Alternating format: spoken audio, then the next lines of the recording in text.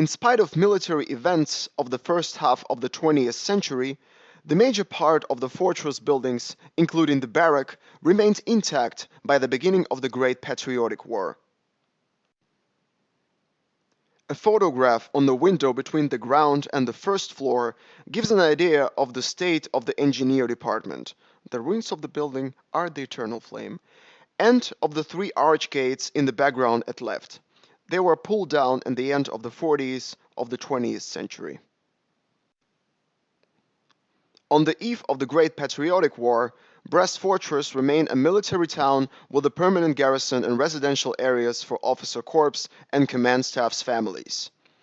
On the platforms under the open sky, there stood ground and anti-tank artillery guns, automotive and armored vehicles. Three mannequins represent a Red Army commander's family: an infantry lieutenant, his wife, and 6-year-old daughter. The serviceman is in the uniform of a Workers' and Peasants' Red Army commander. His wife has a sundress and a blouse on decorated with a Belarusian national ornament.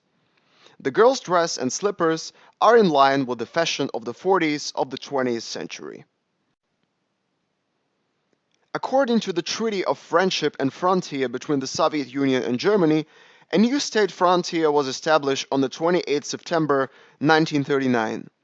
The frontier followed the West Bug River, and near Brest Fortress it followed a bypass canal behind Tiraspol fortification. The new 182-kilometer-long area was safeguarded by frontier guards of the 17th Border Detachment, decorated with the Order of the Red Banner.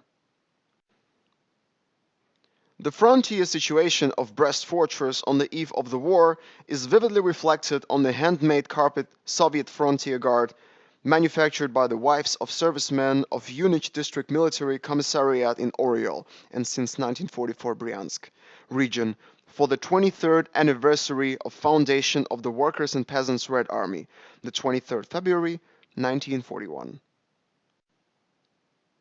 In 1942, an unknown man who had escaped with his wife from an echelon driving people to works in Germany left this carpet to I.N. Galash, resident of Rakitnica village in Brest district.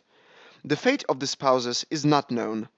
As for the carpet, it was given to the Museum of Brest Fortress Defense by the son of P.I. Galash in 1969.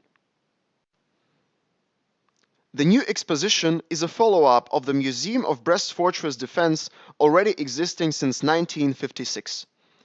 Its 8 halls contain more than 2,000 pieces. They reproduce the pre-wartime history of Brest Fortress, the events of the beginning of the Great Patriotic War, narrate the fate of people who were taken prisoners and happened to be in the occupied territory. The exposition also reveals the role of the writer Sergei Smirnov, the importance of perpetuation and preservation of memory of the war.